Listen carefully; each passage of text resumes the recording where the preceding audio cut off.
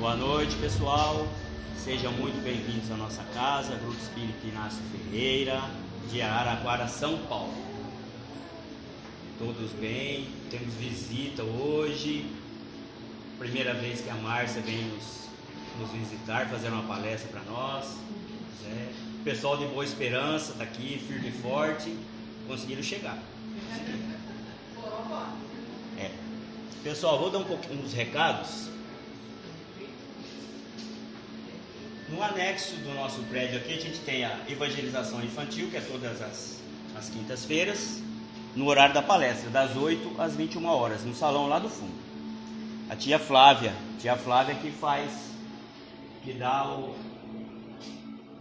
faz a molecada se virar lá no fundo. A gente tá com os pães de queijo vendendo, só que acabou, viu, gente? Tá para chegar mais, tá? R$25 para poder ajudar na manutenção da casa, comprar as coisas para cesta básica. E a gente também tem um estudo, às terças-feiras, é online. Nós estamos estudando agora o Missionário da Luz, do André Luiz. Qualquer coisa, é só pedir para o Flávio. Não sei quem é o Flávio, mas ele pede para o Flávio insere no grupo, aí fica tudo certo. Aí vocês vão participar conosco lá. O estudo é bem legal, é 1 horinha, dá para todo mundo se engajar. E hoje nós temos, continuando o livro Boa Nova, a palestra O Testemunho de Tomé, com a Márcia Tânia. Eu vou ler uma mensagem, vou precisar do meu óculos, vou ler uma mensagem para a gente já começar. Começamos um pouquinho atrasado hoje.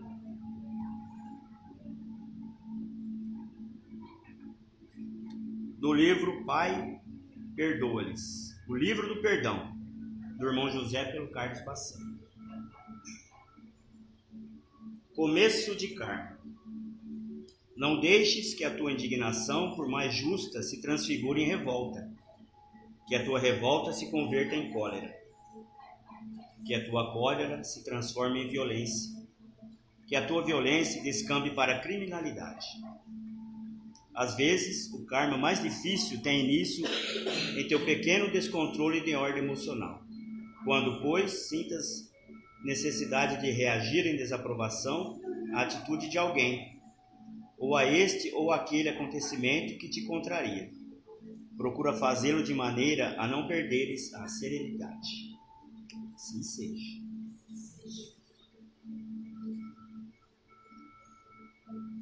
Agora peço a todos que fechem os olhos, sintam-se confortáveis nessa cadeira, que pensem no Cristo, não aquele Cristo na cruz, mas ele entrando por aquele portão com um sorriso no rosto, os braços abertos, estendidos, para nos abraçar e dizer assim: meus filhos, meus irmãos, estou aqui para o que der e vier. O que vocês precisarem, estou aqui para ajudar. Que assim seja. Vamos convidar a Márcia.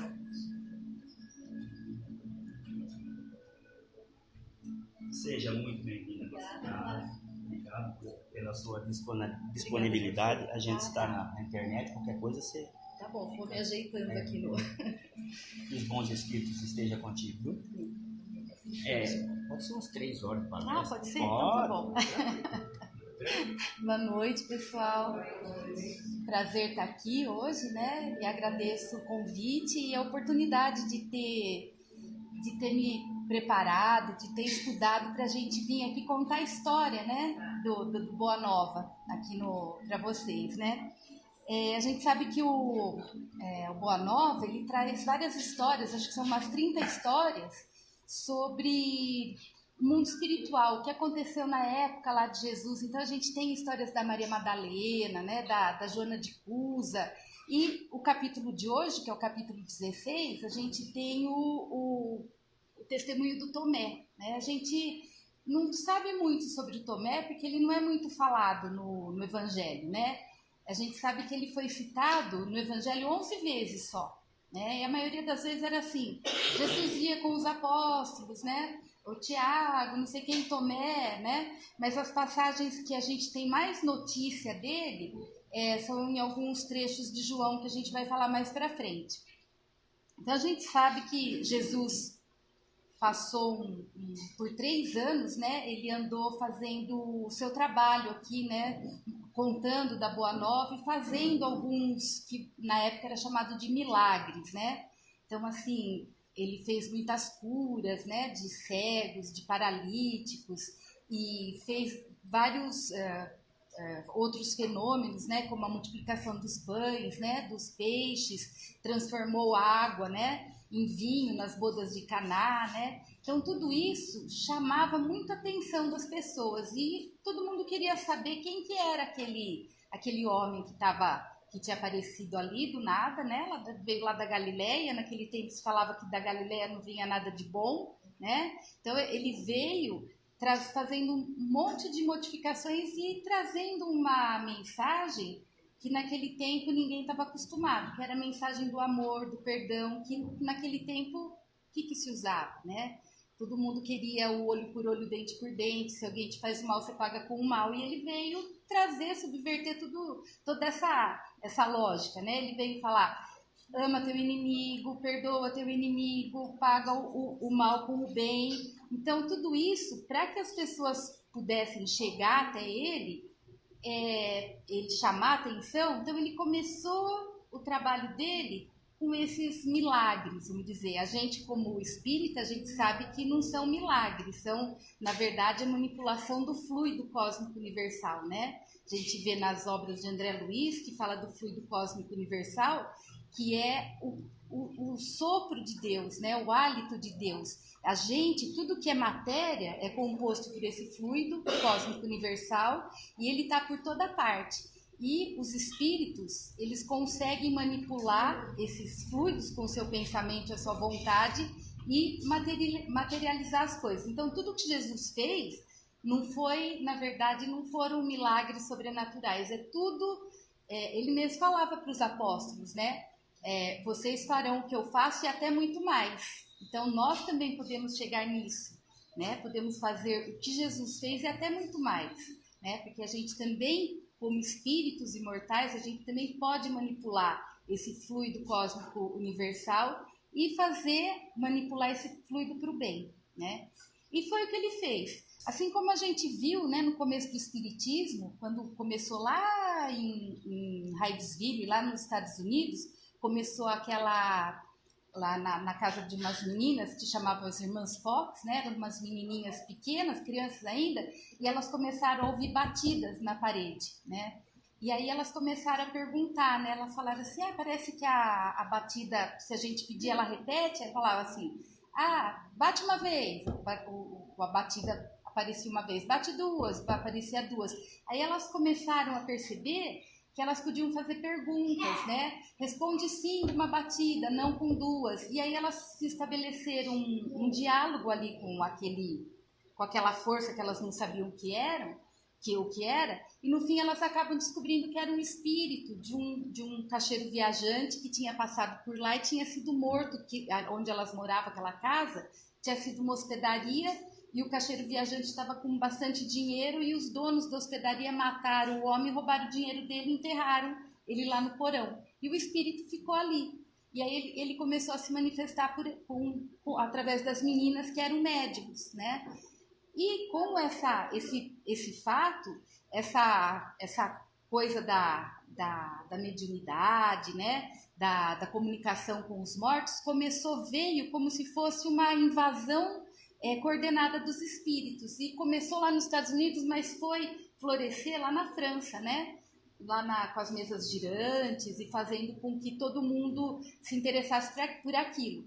E só depois dessa parte mais agitada, mais de comprovação por fenômenos físicos, que o Allan Kardec fez a codificação espírita. Do mesmo modo aconteceu com Jesus. Primeiro foram esses fenômenos, né? Esses milagres, para depois ele trazer realmente a palavra do amor, a mensagem do Evangelho.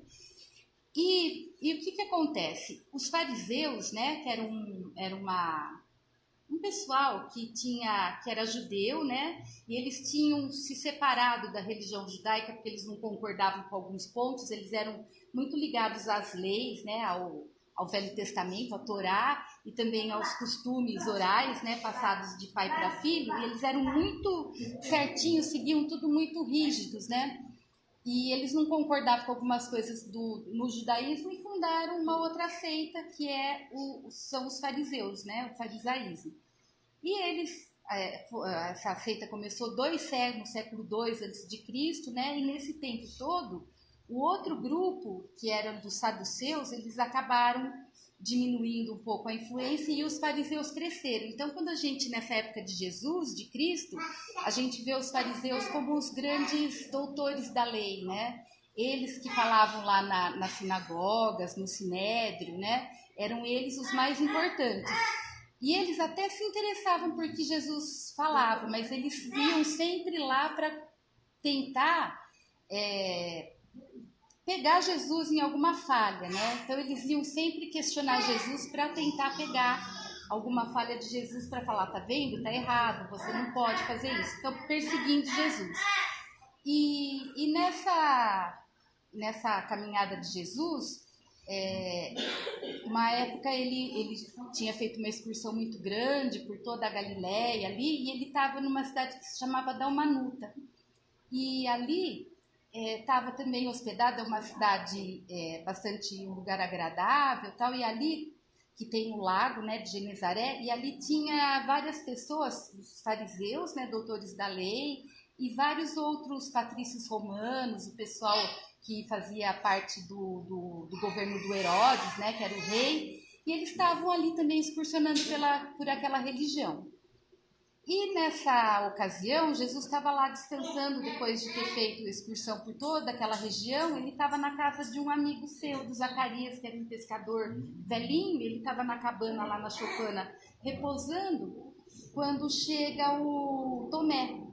O Tomé era um dos discípulos de Jesus, que ele era bastante assim, bastante incrédulo. Ele sempre queria uma prova. Ele era assim, tinha no espírito dele, ali no jeito dele, ele era um pouco pessimista, né? Ele sempre achava que as coisas podiam dar errado, né? Então ele estava sempre com o pé atrás, vendo o que podia dar errado, o que não podia dar errado, e ele estava sempre preocupado com a verdade. Ele queria que as coisas fossem provadas, ele queria ver para crer, né? Como a gente sempre fala. E ele também era um discípulo de Jesus, que ele achava que Jesus não devia só se preocupar com aqueles pobres, que para a notícia, né, o evangelho se espalhasse pelo mundo, se fortalecesse, ele devia também trazer para junto dele os ricos, né, os poderosos, os doutores da lei, né, toda essa gente mais importante, vamos dizer, né. E aí o Tomé chega para Jesus e fala para ele, né? Fala, Jesus, tem um pessoal aqui, que é o pessoal que é do governo do Herodes, pessoal romano, patrício romano, doutores da lei, que estão aqui na região e estão querendo ver o Senhor. E Jesus olha para ele e fala assim, mas o que eles querem de mim, né? Porque Jesus não se conformava. Como que os fariseus, na verdade, eles queriam ver milagres grandes, né? Coisas grandes, grandes feitos, né? E ele falava, mas como que eles querem isso e não enxergam a presença de Deus aqui no meio de nós, né? Então era uma coisa que ele não se conformava. E ele chega para Tomé e fala, mas o que eles querem de mim? Aí o Tomé fala para ele, não, eles querem conhecer o Senhor, ver como o Senhor é, né? E querem que o Senhor faça algum milagre ali para eles verem, né? E aí o Jesus fala assim, mas eu não trabalho em meu nome, eu venho aqui apenas trazer os conhecimentos do meu Pai, trazer a boa nova do meu Pai. Então não é a mim, que eles não precisam me ver, né? Que meu Pai está presente em tudo. Aí o Tomé fala, mas eles assim, a gente tem que pensar que assim, se a gente não fizer amizade com eles, não ficar amigo deles, né, e eles nos apoiarem, vai ser mais difícil pro para a obra do Senhor ir para frente, né? Então a gente precisa também de apoio, a gente precisa de que esse pessoal nos apoie. Aí Jesus fala para ele, mas para que a gente vai fazer esses milagres para eles se eles não conseguem nem entender que Deus está presente aqui, né? Que Deus está, a única coisa que Deus nos pede é que a gente se conheça exatamente como a gente é e que a gente tenha bondade. Deus só pede o amor para a gente. Se eles não conseguem entender nada disso, se eu fizer um milagre maravilhoso, só vai deixar eles extasiados pela surpresa, né? Pela grandiosidade que aquilo lá pode ser. Mas não é para isso que eu vim, né? Eu vim mesmo para mostrar que o reino de Deus não está fora, mas está dentro de nós, né? E assim, o Tomé fica meio chateado, né? Mas ele fala assim, mas senhor, o senhor podia ir lá, mesmo assim, né? Não tanto com muita vontade, mas vamos lá, faz um milagrezinho lá para ele e tal, né? E aí Jesus fica mais bravo, assim, fala mais bravo com Tomé e fala para ele que não, que tudo isso que eles estão querendo não é a proposta do Evangelho, não é a proposta de Deus, e que ele infelizmente não vai poder fazer isso. Que se ele fizer isso, ele vai estar colocando a figura dele como uma coisa mais importante do que o próprio ensinamento, né? E às vezes a gente vê, mesmo hoje em dia, a gente vê muito isso, né? Mesmo no meio espírita, às vezes a gente vê alguns nomes que a gente acaba um palestrante, né? Um escritor, que a gente começa a admirar e até a cultuar como se fosse um artista, né? Então, não é isso que importa. O que importa é a mensagem que cada um veio trazer. Então, Jesus já deixou bem claro naquela época, né? Não sou eu, é a mensagem do meu Pai que eu venho trazer. Então, não quero que ninguém venha me fazer favor, me dar nada, me dar presente, me aplaudir, porque não sou eu, é meu Pai. E o Tomé fica assim, bem chateadinho, né? Porque já pensou que ia ter que voltar lá e falar para os fariseus que não ia dar certo, que Jesus não ia querer falar com eles. E aí Jesus fala aí o Tomé cria a coragem e fala assim, mas qual que vai ser, como que a gente vai provar para os outros que nós estamos certos? Como é que a gente vai mostrar que isso que o Senhor está falando está certo? Né? Então ele fala, qual vai ser a nossa senha, né? E Jesus olha para ele assim, vê assim toda aquela incredulidade que ele tem, aquelas dúvidas que ele tem, né? E fala para ele, olha, a única coisa que importa é o amor. Então tudo que importa aqui são os seus atos, é o seu exemplo na humildade e no trabalho. Então o que Jesus quis dizer, né? Que na verdade o que importa não são grandes obras que a gente faça, né? Mas são as pequenas coisas que a gente tem que ter, o amor que a gente tem que ter com um amigo que está necessitado, que às vezes está passando por uma situação difícil, né? E aí ele tá chato, tá agressivo, tá problemático, né? Então assim, você tem que entender o que ele tá passando e seguir junto com ele, né? Vamos seguir junto, vamos tomar chuva junto, vamos fazer tudo junto. Um parente, né? Às vezes um marido, uma esposa, que é difícil, né? De um relacionamento difícil, né?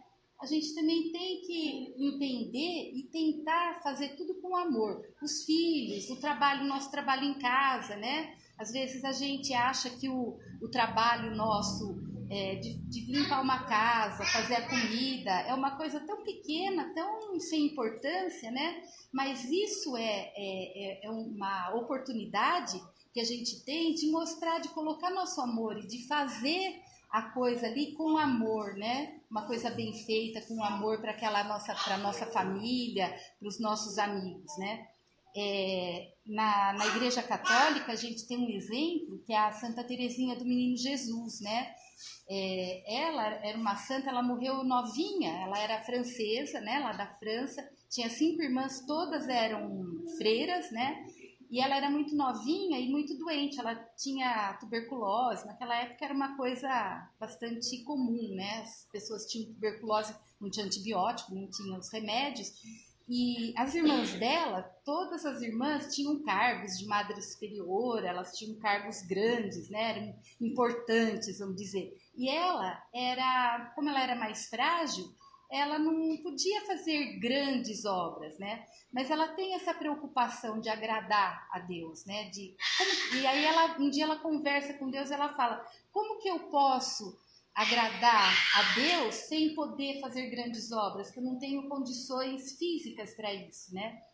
E ela tem uma ideia, ela fala assim: eu não posso fazer grandes coisas, mas eu posso colocar em tudo que eu faço de pequeno, eu ponho muito amor. Então eu vou honrar a Deus, vou homenagear a Deus nas pequenas coisas. E ela é conhecida na Igreja Católica como a Santa das Mãos Vazias, né? A Santa das Pequenas Coisas. Então eu acho que é uma grande inspiração para nós, né? Que somos pessoas normais, né? Provavelmente muito difícil a gente fazer uma grande obra, mas a gente começa aqui fazendo as pequenas obras, né? Se a gente é professor, vai dar aula e atende aqueles alunos, dá aula com amor, prepara a aula com amor. Se a gente é uma dona de casa, faz as coisas com amor, né? Então, esse foi o primeiro, assim, a primeira dica que Jesus deu ali para Tomé. E isso deixou ele um pouco mais calmo na questão ali de como lidar com esse relacionamento, né, com os fariseus, e isso o tornou mais calmo.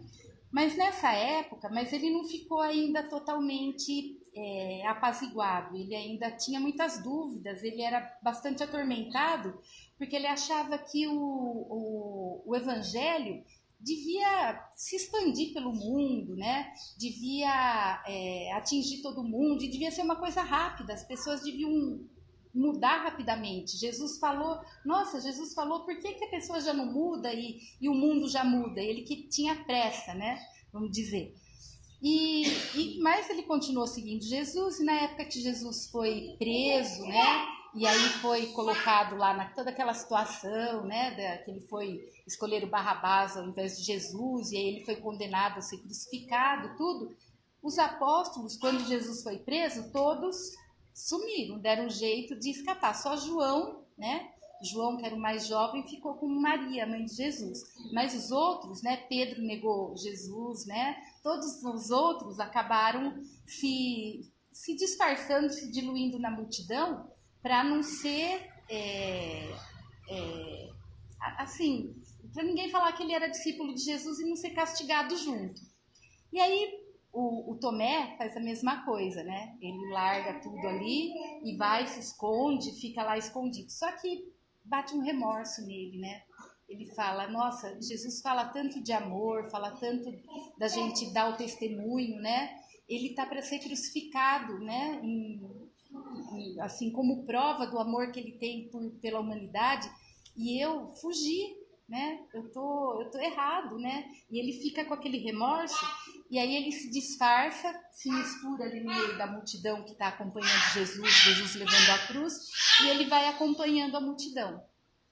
Quando ele chega lá no Gólgota, né? Lá na colina, Jesus é crucificado, e ele fica no meio da multidão olhando Jesus ali, né? Jesus com os pés sangrando, a coroa de espinhos, né? As mãos também com os pregos, né? Ele assim, naquele sofrimento, né? Ele olha aquilo, ele fala: nossa, e eu aqui, né? Fugi, não tenho coragem, fui muito covarde. E ele olha para Jesus e ele vê no semblante de Jesus que Jesus conserva aquele espírito ainda forte, ele conserva aquela serenidade e o amor que ele sempre teve, né? Então, assim, ele mesmo estando lá crucificado com toda aquela dor material, ele espiritualmente ele ainda se mantinha elevado. E ele olhando para Jesus, ele percebe que Jesus olha para ele, né? E ele tem vontade de chegar perto de Jesus para ver se Jesus vai falar alguma coisa para ele. E ele imagina, Jesus vai me dar uma bronca, né? Vai falar, você devia estar aqui junto comigo, né? Tá, você é meu amigo, eu já não te falei, quem ama, quem é amigo, vai sempre junto, tem que seguir os passos, tem que estar ali nas dificuldades juntos, e eu fugi. E ele chega perto de Jesus, e quando ele chega perto de Jesus, ele ouve, né? Provavelmente Jesus não falou nada com ele, foi um pensamento de Jesus que o atingiu, falando que o maior sacrifício era esse martírio, essa entrega, né? Todo esse amor, tudo que ele podia dar era esse testemunho, né? Do sofrimento por amor, né? E ele fica muito emocionado, chora, né? E fica ali bem emocionado e parece que mudou. Mas aí Jesus é retirado da cruz, levado lá pro túmulo, né, enrolado no pano e tal, levado lá e o corpo some. E aí começa a pipocar aquela história, né, Jesus ressuscitou, Maria Madalena viu Jesus, Pedro conversou com Jesus e aquilo lá vai se espalhando. E aí quando ele ouve, ele fala, também quero ver Jesus, né, porque eu tenho que ver para crer, porque só de escutar os outros falar, eu não estou acreditando, eu acho que eles estão inventando moda. E aí ele procura os amigos, os apóstolos se reúnem e vão fazer uma reunião, né? E nessa reunião eles fazem as orações e quando eles terminam a oração, entra Jesus como se estivesse vivo, né? Corpo perfeito, né? Entra sorrindo, fala que a paz esteja convosco, né? Tenha um bom ânimo, né? E feliz, como ele sempre fazia, né? E Tomé ficou ali, né, olhando, meio desconfiado, será que era mesmo Jesus, né? Será que não era, né? Mas só em pensamento. E Jesus percebe todo o pensamento que ele tem. E chega até Tomé e fala para ele, Tomé, vem aqui até perto de mim. E abre a túnica e aquela chaga que ele tem aqui no peito, abaixo do peito, né? Que o romano fez com a lança, né? Fala assim, coloca sua mão aqui dentro da minha ferida, né? E pega as mãos de Tomé e Tomé coloca a mão dentro da ferida de Jesus, né? Ele fala assim, olha as chagas que eu tenho na minha mão, coloca a mão nas chagas e Tomé vai colocando a mão nas chagas, tudo, né? Ele fala assim, você está acreditando porque você está vendo e porque você está colocando a mão. Mas bem-aventurados daqueles que não viram e acreditaram.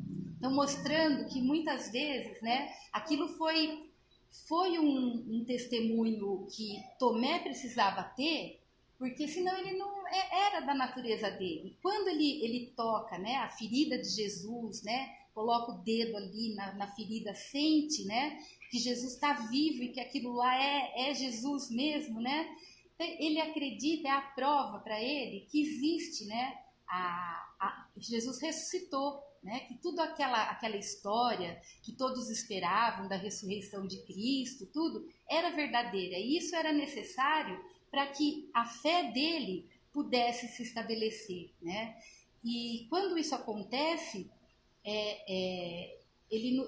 Humberto de Campos relata que foi como se um raio tivesse atingido o coração dele. E foi aí, nessa hora, que ele conseguiu unir o sentimento à razão, né? E dessa forma ter a fé, né? Então é assim, ele era muito razão. Muitas vezes a gente também é assim, né? A gente quer as coisas, mas a gente fala assim, será que é verdade mesmo, né? A gente vai recebe uma mensagem psicográfica, às vezes até de um parente que já se foi e tal, né? Mas a gente fica, será que é verdade mesmo? Será que não inventaram, né? Você lê um livro, ou vê tanta coisa bonita escrita ali, você fala, nossa, quanta coisa bonita, mas será que é verdade, né? E assim, a gente precisa chegar nesse mesmo estágio do Tomé, de ser atingido, né? De ter essa certeza absoluta de que tudo isso é verdade, né? E outra experiência, né, de uma santa católica, Santa Teresa d'Ávila, também acontece a mesma coisa, né? Ela foi uma freira, né, da Espanha também. Ela era de família muito rica e ela foi ser freira, como as pessoas ricas naquela época acabavam indo para os conventos. E ela era muito inteligente. E ela é considerada uma doutora da igreja. Então, ela escreveu vários livros, várias teses, né, sobre as coisas ali da igreja católica. Mas ela tinha, assim, conversas direto com Deus, né? Então, ela se concentrava e tinha conversas com Deus, né? E numa dessas conversas, ela fala assim para Deus, né? Fala assim: nossa, Deus, mas você trata muito mal seus amigos, né? Todo mundo que é seu amigo tem que sofrer, para que isso, né? Por que não é mais bonzinho, né? Lá Deus fala para ela: mas é o único jeito da pessoa evoluir é o sofrimento. Ela vai dizer: por isso que o senhor tem tão poucos amigos, né? E aí ela tem esses diálogos com Deus. E num dia ela sonha, né? E ela tem as dúvidas dela também, como Tomé tinha, né?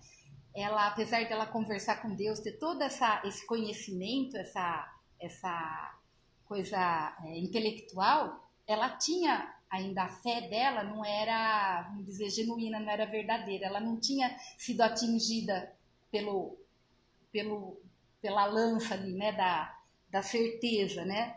E ela, num sonho, ela sonha que ela está com essa dúvida e aparece um anjo com uma lança, e a ponta da lança vermelha, né, quente, e ela sente aquele anjo colocar aquela lança no coração dela, e ela sente aquela dor, e ela naquela hora ela entende toda a dor que Jesus sofreu, né, na cruz, e aquilo ela vê, aquilo foi para ela a revelação da fé genuína, né? E essa cena tem lá no Vaticano, numa igreja, uma escultura muito muito bonita do anjo com a flecha, né? E ela chama de êxtase, né? Então, assim, é um estado que ela sai do corpo, né? Como se ela saísse do corpo e toda a verdade espiritual é revelada a ela, né? Então a gente vê que a gente precisa procurar pelas pequenas coisas, a gente também precisa procurar esse nosso, que nós também teria, se a gente ainda não tem isso, nós também podemos ter tudo isso, né? Essa fé genuína, acreditar, dar o testemunho, né? De acreditar em tudo que o Evangelho nos diz, né? E aí, continuando com o Tomé, depois disso, ele acabou acreditando, se tornando uma pessoa mais calma, né? Aquelas dúvidas dele acabaram se dissipando, ele começou a ter a certeza de que tudo era realmente verdade, né? E aí, no dia de Pentecostes, ele recebe o Espírito Santo, né? E ele sai pelo mundo para levar a boa nova. Então ele anda pela Pérsia, pela Etiópia, mas o que a gente sabe que foi o lugar que ele mais teve ação foi na Índia, né? Ele foi lá para a Índia e foi pregar o Evangelho de Jesus lá para os hindus, né? Um povo que tem uma religião completamente diferente, né, do cristianismo, apesar deles acreditarem na imortalidade da alma, tudo, mas são outras crenças, né? E ele foi lá para levar o Evangelho de Jesus. E como todos os apóstolos, ele também sofreu a martirização. Os hindus também acabaram matando o Tomé com lanças também, com flechadas. E ele foi enterrado lá e depois de muitos anos foram encontrados documentos provando que tudo isso, que Tomé existiu, né? Que Tomé passou lá pela Índia, que foi ele que levou o cristianismo para lá. E depois, quando os portugueses, né, na época, no século XVI, que eles começaram as navegações, né, que eles chegaram lá na Índia e colonizaram a Índia, vários lugares da Índia, eles descobriram o túmulo, né, onde estava sepultado o Tomé. E ali no túmulo eles acharam um esqueleto, algumas lanças, sangue coagulado e algumas outras relíquias. Aí eles pegaram tudo isso, reuniram e construíram uma igreja lá na Índia, num lugar onde o São Tomé, na época, tinha fincado um poste e fazia muito, imagina, no ano 30, né, depois de Cristo, né, 30 e pouco, ele fincou aquele poste ali e falou assim, desse poste para trás, as águas do mar nunca passarão, né? E ele colocou ali, e aí eles, como tinha esse poste, era uma coisa que todo mundo sabia dessa história, eles construíram a igreja e colocaram as relíquias, em homenagem a São Tomé, e colocaram as relíquias dele ali dentro. Em 2004, quando teve o tsunami, né, lá no Oceano Índico, né, que destruiu quase tudo, as águas destruíram toda aquela cidade, mas não atingiu a igreja de São Tomé. Então isso também é considerado assim, um milagre também que aconteceu. Então eu acho que esse capítulo, né, da Boa Nova nos convida, né, a entender que o que realmente a gente precisa é aquilo que Jesus sempre falava, né? Só tem 2 mandamentos, né? Amar a Deus sobre todas as coisas e ao próximo como a si mesmo, né? Então é sempre a gente amar, sempre transformar todos os nossos pensamentos em bons pensamentos para que a gente leve o bem, né? E com isso, a gente vai conseguir essa certeza, essa fé inabalável que a gente precisa ter. Inabalável e também uma fé raciocinada, né? Que é a coisa mais importante, né? Não é acreditar em crendices, né? Nas coisas, nos milagres como milagres, mas estudar. Então, assim, nós como espíritas temos a obrigação de estudar, né? Não acreditar simplesmente em milagres que aconteceram como milagres, mas entender como tudo isso acontece, né? E isso é através do estudo que a gente consegue. Então, às vezes a gente não gosta de estudar as obras básicas, que acha difícil, né? Mas a gente pode estudar André Luiz é mais fácil, né? Algum outro romance, algum outro livro mais fácil, com linguagem mais fácil para a gente entender, mas nunca deixar de estudar. Tá? Então, acho que era isso que eu tinha para falar para vocês. Eu agradeço e que a paz do Senhor esteja com todos. Muito obrigada.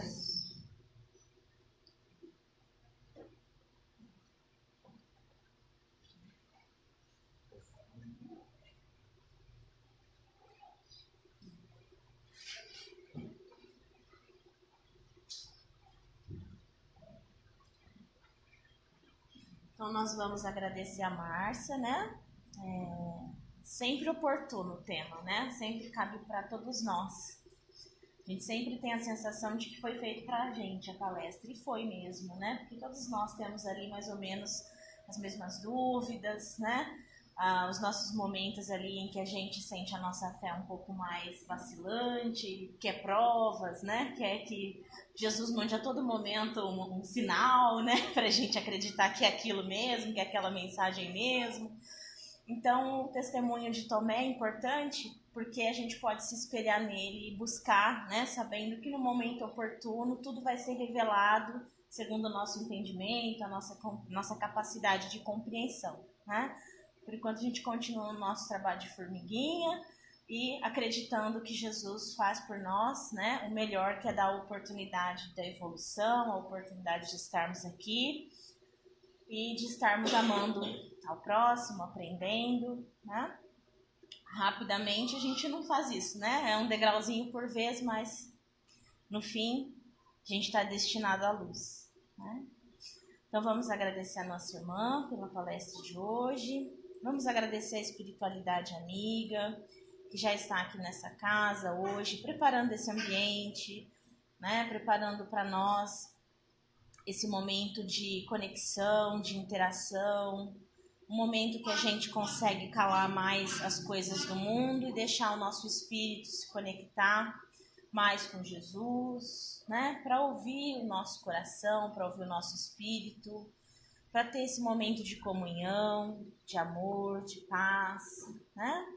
Então, vamos nesse momento elevar os nossos pensamentos, pedindo a Jesus que nos auxilie no caminho que nós estamos trilhando aqui na Terra, nessa nova oportunidade que nós recebemos, para o nosso espírito aprender um pouco mais, que a gente possa também, conforme a nossa consciência for despertando, estender a nossa mão para aquele irmão que ainda precisa, né? Como nós também temos a mão estendida de outro que já está mais adiantado do que nós, e assim por diante. Então, Mestre, nessa noite, pedimos o amparo da espiritualidade amiga, todos nós que viemos aqui hoje buscar o acolhimento, buscar o aprendizado das suas lições, buscar as energias que vêm do alto para renovar a nossa fé, a nossa esperança, que possamos estar sempre conectados com a espiritualidade amiga, que possamos sempre buscar em Jesus a resposta para as nossas angústias, para as nossas tristezas, sabendo que tudo isso um dia, com a nossa consciência, com a nossa evolução, será superado e teremos a paz, o amor verdadeiro, como a conquista espiritual que nós tanto queremos, que nós tanto buscamos. Que assim seja. Uma boa noite aos nossos irmãos, né, que estavam assistindo virtualmente a palestra. E agora a gente vai ficar em silêncio, né, buscar ouvir mais o nosso interior, né, se conectar com o nosso amigo espiritual para a gente tomar o passo